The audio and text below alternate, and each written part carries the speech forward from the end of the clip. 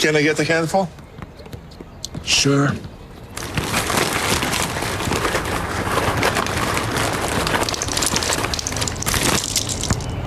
Happy? Go for the handful. Having triplets is amazing. Expensive. So we switched to the bargain detergent, but we ended up using 3 times as much, and the clothes still weren't as clean as with Tide. So we're back with Tide, and the clothes are clean again. Do 3 times the laundry and get a Tide clean. It's got to be Tide. It definitely feels like we're in a time machine. Really? For sure. Tomorrow on ET, only we're on set of Night Court for the Big Bang Theory reunion. You know I love the Big Bang Theory, so I can't wait for this. Happening now. We are continuing our coverage today on the more than 200 pages of conversations had between the district attorney's office and the criminal justice reform group called the Wren Collective. Coming up, we'll take a closer look exactly what was said in those conversations. After that drone attack that killed 3 U.S. soldiers, what some on Capitol Hill are saying they want the president to do now. Plus, Republican presidential hopefuls talking about the very same thing. It's next. Noticeable changes are right around the corner, and that includes rain and even a few thunderstorms. We'll talk about when that arrives and how much we can get in just a bit. News at 5 starts right now. First at 5, he was apparently covered in blood. New details today in the murder of a woman allegedly at the hands of her husband. The Bexar County Medical Examiner's Office has released the victim's name, and we're learning a recent social media post suggested that she was looking for help. SAPD says that 44-year-old Carlos Portillo was charged with murdering his wife, 51-year-old Sheila Jo Portillo Hanks. Detectives say when they arrived at the apartment complex on Vance Jackson on Monday, Portillo was covered in blood and acting erratically. Officers say Portillo told them the blood belonged to his wife and led them to an apartment where they discovered her body. It seems there were hints of trouble as early as last week. Portillo Hanks apparently made a series of Facebook posts last Friday crying out for a friend. If you or someone you know is in a dangerous relationship and needs help, KSAT 12 has a list of resources on our website. Just click on the QR code on your screen or go to the domestic violence page on our website, ksat.com. A man was hit and killed trying to cross Highway 90, and police say the driver kept on going. This happened just after 8:30 last night on Highway 90 West near Loop 410. After hitting the man, police say the driver did not stop, but another driver did. They say that Good Samaritan tried to help the victim until EMS got there. Investigators believe the hit-and-run driver may have been in a white pickup truck. The victim's name has not yet been released.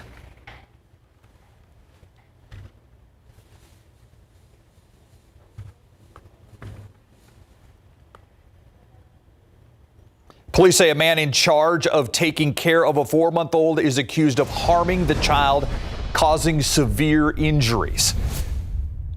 Darian Fontenot was actually arrested yesterday, almost 1 month after court records actually state he took the child to a hospital after the baby became unresponsive. According to a police affidavit, this past New Year's Eve, Fontenot was taking care of the baby by himself.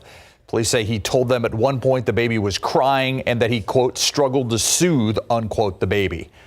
Soon after the child was unresponsive, the affidavit states he contacted the child's mother. They both took the baby to the hospital. Police say they were called in after the hospital staff noticed hemorrhage in the child's brain, eyes, and spine.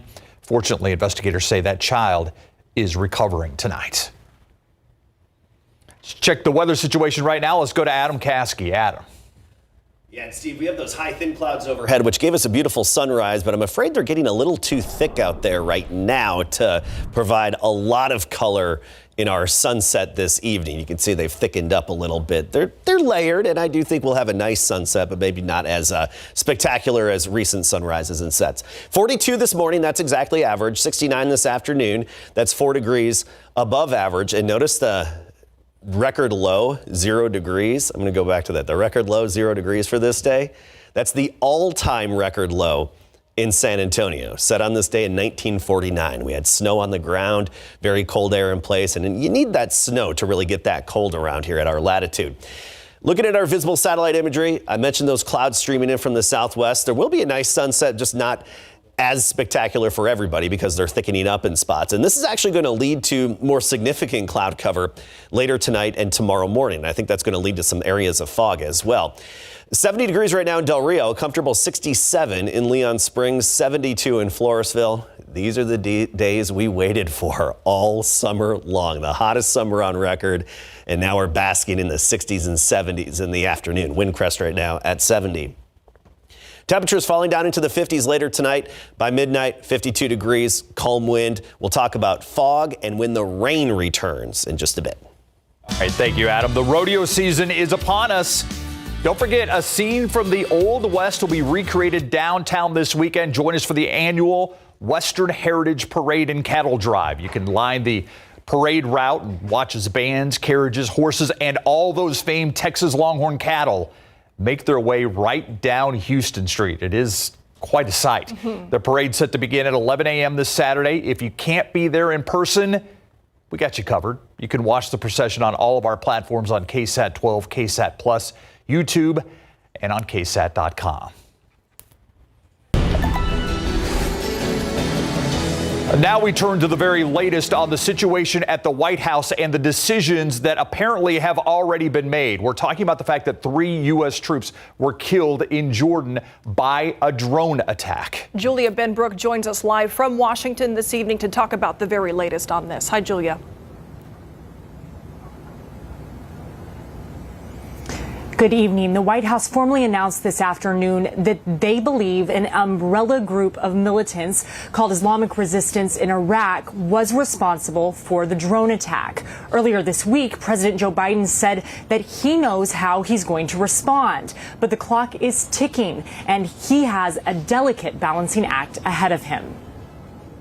I don't think we need a wider war in the Middle East. That's not what I'm looking for.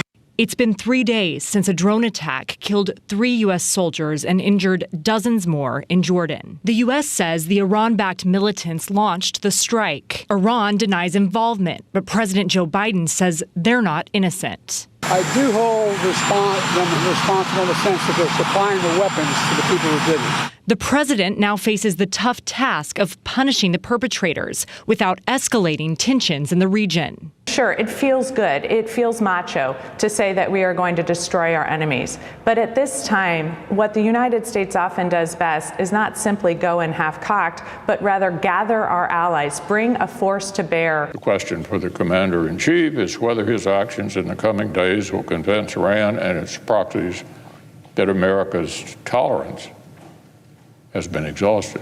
The GOP presidential hopefuls are also weighing in. You're just going to see Iran escalate. It's only going to get worse from here. We have to start righting this ship. Former President Donald Trump continues to blast the White House on all fronts. In a statement released Tuesday night, he said, quote, "Never has it been more clear that Joe Biden simply cannot be commander-in-chief." While Iran denies any responsibility for the attack, one of its military leaders said today that the country will not let any threats made by the United States go unanswered. Reporting live at the White House, Julia Benbrook, KSAT 12 News. So, Julia, as you mentioned, President Biden has apparently made a decision on how to respond to that attack. Any more details on what's next, timing, what he may be looking at? Well, the president is keeping any details quiet, but the White House has made it clear while they want to show force with what action they take, they've also made it clear that they do not want this conflict to broaden into a bigger regional conflict. The president has been able to speak with the families of those 3 Army soldiers who were killed, and he will attend a dignified transfer later this week. In addition to the 3 service members that were killed, dozens of others were injured. Julia, how about the GOP presidential candidates? Have they gone into detail on how they would respond? Well, former UN Ambassador Nikki Haley, whose husband is a serviceman overseas, said that she wanted to see immediate action to deter Iran. She said, quote, "We should retaliate with the full force of American strength." While Trump did not offer any specifics in his statement, he did call Biden a weak leader.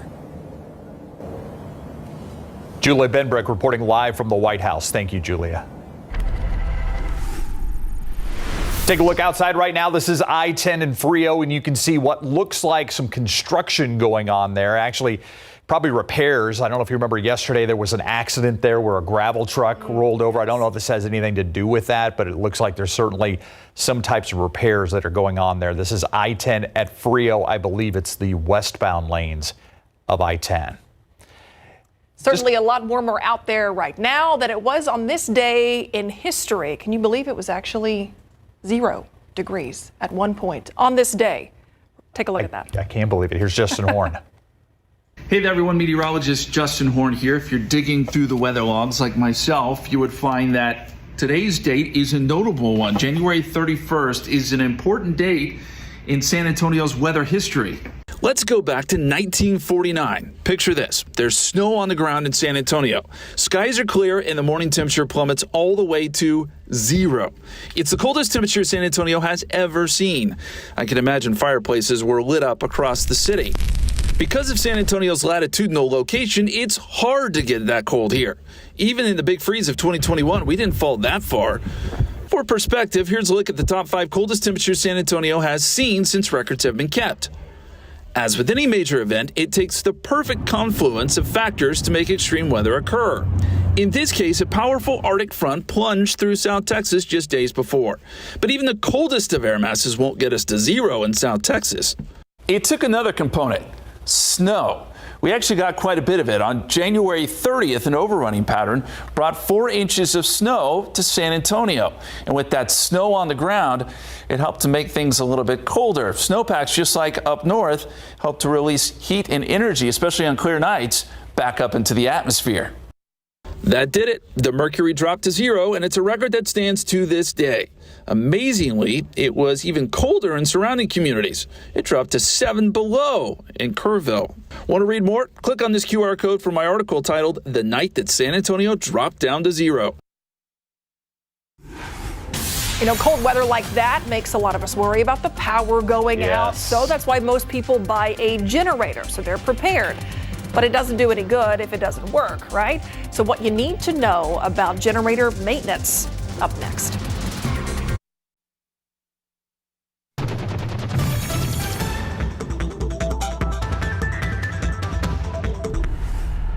Here's a look at what we're working on for the news at 6 o'clock today. Our KSAT Investigates team digging into the mysterious background of the Wren Collective. It's a criminal justice reform group that has the ear of Bexar County District Attorney Joe Gonzalez. We're continuing that coverage.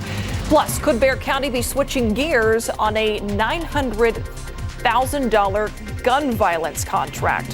Why the item is stalled and why community groups think they could do better. Plus, well, we were totally asleep. I mean, me and my wife and the dog, and all of a sudden we heard a big boom. That boom was a small earthquake. They're happening in South Texas more and more. If fracking comes to mind, you're on track. But are these small quakes reason for concern? Does the benefit outweigh the risk here? Those are all questions we're digging into in a new KSAT Explains. Plus, we're explaining the fracking process itself. That's coming your way today at 6. Power outages are something we know a thing or two about, and since the big one during the winter freeze a couple of years ago, a lot of people went out and got a generator. Yeah, cannot blame those people. The best generator is the one that actually works, though, when you need it. So 12 on your side's Marilyn Moritz shows us how to make sure that it will. Spring storms and winter freezes sometimes mean lights out. A portable generator to the rescue. It can power the essentials, but only if it starts. Generators can go months or even years without being used, but keep in mind the fuel in them can go bad over time. That can clog the engine's carburetor or fuel lines, and it may not start when you actually need it. So Consumer Reports' Paul Hope says here's what to do. Keep the generator's fuel tank empty to prevent clogged fuel lines. You want to have at least 10 gallons of fresh gasoline on hand in safety containers, and always add a fuel stabilizer to your stored gas to help it last as long as possible. Store your generator in a clean, dry, ventilated spot you can easily access, but is not attached to the house. Storing a generator in your home or too close to it is dangerous because not only can vapors escape from gasoline, but gasoline is flammable and that can start a fire. If your power goes out a lot, consider a transfer switch. An electrician installs it alongside your main circuit breaker, so it's easier to power up the generator. A transfer switch lets you power whole circuits on your home's panel without running individual extension cords to each appliance. They also let you power things that may not have a plug, like a furnace or a water heater. In fact, Paul had something similar called an interlock device installed in his own house. He says it makes facing a power outage a little less stressful. Marilyn Moritz, KSAT 12 News. Okay, take a look at the temperature in the corner. We talked about how on this day, years and years ago, it was 0 degrees. Adam, you got a really cool picture of that. Yeah, we saw Justin's story. Yeah. Our all-time record low, 0 degrees on this day in 1949. And it takes snow to get that cold because then it allows for some colder nights. And we just got this photo submitted to KSAT Connect. And they must have seen Justin's story earlier in a previous newscast or even online. And this says, my great uncle, January 1949. So cool. And you see the snow and a little snow on the on the hat there. Yeah, 4.7 inches of snow fell on the 30th, so the 31st we had that cold temperature. Well, 0 degrees here, -7 in Kerrville. I mean, these are like temperatures you do not see in South Texas. No, and actually this does have to do with my calibrating of my thermometers. I have to make the homemade thermometers go from a range of 0 to 112. Basically cover our whole spectrum of overall possibilities that we've had. Just shows you the potential. Anyway, thanks for submitting that. I love that. A little bit of history there. KSAT Connect, not just for current weather pictures, but even history. Okay, look at our rain chances going forward. Nothing tomorrow, just a little bit of morning fog. By Friday, we're at 30%, but that's mainly later in the day. It's Friday night. That's when the rain really picks up. We're talking a 70% chance Friday night into early Saturday. By sunrise Saturday, most, if not all of it, should be out of here. We have a weak little disturbance off to our west right now. You see near Albuquerque, a little bit of precip stretching down into West Texas. For us, it's mainly just cloud cover coming in from the southwest, but a little itty bitty swirl there over the Four Corners throwing some cloud cover our way. Here's the real deal. This is the big, larger system that's going to be headed our way. It's throwing a lot of Pacific moisture into the western U.S., and this is a big wound-up system. Part of it's going to peel off, and some of that energy is going to head our way and actually strengthen a little bit. Coming up at 6, I'll show you the overall jet stream and how the southern stream jet stream is becoming active. But I want to show you the future cast right now. And this is going to be a big snowmaker in the Rockies for the ski resorts and some decent rain for parts of Texas and even our neck of the woods. We're talking Friday evening, even as early as sunset through Friday night, and then tapering off by sunrise on Saturday morning. Areas of rain fairly widespread, even some thunderstorms possible. Notice how the back edge of the rain is out of here by the noon hour, and actually the sky should clear pretty quickly. We also can't rule out a few isolated strong to severe storms in that time frame Friday night into early Saturday morning, mainly overnight Friday. As for rainfall potential, of course, it depends on where the downpours really set up and where we see some of the thunderstorms. But as a rule of thumb, about ½ an inch to an inch locally, some higher amounts to the east, lesser amounts closer to the Rio Grande. Let's talk temps. 67 right now, dew point of 44. So with the dew point at 44 and rising, I do think that's going to lead to a little bit of fog tomorrow morning, but dense fog likely Friday morning. So anticipate some issues in the morning commute Friday morning. In the 60s to near 70 for most of the state.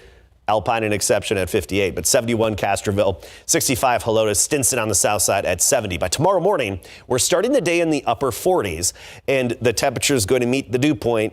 So the air is going to be saturated with, I think, a little bit of patchy fog. All of that fog future cast coming up at 6. Otherwise, we break into some afternoon sunshine from 48 in the morning to 69 for the high temperature and a light southerly breeze at 5 to 15. Right near 70 all across the board. So 68 Canyon Lake, 73 Poteet and Floresville, 71 the high in Hondo. Dense fog Friday morning, showers, and even a few thunderstorms likely Friday night. Then we clear out and get ready for a windy Sunday. We'll have a lot of sunshine this weekend, but gusts up to 40 miles per hour on Sunday. All these fronts that move through are gusty this winter. Yeah. All right. Thank you, Adam. All right. After what was definitely a step back the last time they played, they have another chance to take a step forward, Mary. Yes, it was a high, then they dropped low, back to the same mistakes they were making, but luckily an opportunity to get back in the win column with their first meeting of the season against the Orlando Magic. Last year's Rookie of the Year against potentially this year's Rookie of the Year. We'll preview the matchup coming up. Plus, the NFL's head coaching carousel is slowing down. Just one head coaching vacancy remains. What does that mean for Cowboys defensive coordinator Dan Quinn? We'll tell you right after the break. NBA Rookie of the Year favorite Victor Wembanyama and the Spurs host last year's Rookie of the Year Paolo Banchero and the Orlando Magic tonight. The midweek tilt marks the first meeting of the season between the two teams. The Spurs are in the midst of a 7-game homestand. 4 games in, San Antonio is 2-2. The Spurs pulled off back-to-back wins over the weekend, including a triumph over the best in the West Timberwolves. But 2 nights later, the Spurs fell back to bad habits against the Wizards. Devin Vassell still has a bad taste in his mouth after that one. I think that we just can't be complacent and get, 2 wins. You start feeling okay, returns, we're a young group, but I'm tired of using that as an excuse. Like, we got to sit here and, obviously the season isn't going how we want it to go, so when we have games like that, when we play Washington, we play certain teams, and we feel like it's a must-win, we got to have those type of wins. We got to have those type of games. So it's a big bounce-back game for us against Orlando. It's going to be a good test. They're a young group, scrappy group, and I'm ready to get after it. The Magic will also be looking to get after it. They blew a big lead in Dallas on Monday. Tip-off between San Antonio and Orlando is at 7 o'clock this evening. And hey, latest injury report indicates Spurs forward Keldon Johnson is out due to an elbow laceration he sustained in Monday's game. And Zach Collins is also out with ankle soreness. Football coverage brought to you by Davis Law Firm. Well, the Commanders are the only team left in the NFL without a head coach as the Seahawks filled their vacancy today. That means Washington is the last possible landing spot for Cowboys DC Dan Quinn. This is Quinn's 3rd consecutive offseason interviewing for a head coaching job. And at this point, he's had multiple interviews with the Commanders. Reports say Quinn would be happy to return to Dallas, but if he gets the opportunity to be a head coach again, he is expected to leave. A decision is anticipated to be made within the next couple of days. I would think he's got to be the choice for the Commanders. Yeah, you would think. It's down to 3. Like we were talking about before, NFL teams have been going younger with their head coaches, That's surprisingly. True. So yeah. We'll see. Washington could do the same thing. Yeah. All right. Thanks, Thank you, Mary. We'll be right back. A little bit of fog tomorrow morning and then some sunshine. 48 to start the day, near 70 in the afternoon. We'll be near 70 pretty much every afternoon all the way through the weekend. But do notice that Friday it's going to get a little active. I think some dense fog early, fairly cloudy the rest of the day, and then scattered to widespread showers. And even a few thunderstorms. Can't rule out the possibility of a strong to severe storm Friday night on into very early Saturday. Then a sunny but gusty weekend, especially Sunday. All right, thanks, Adam. And thank you for watching the news at 5. World News is up next.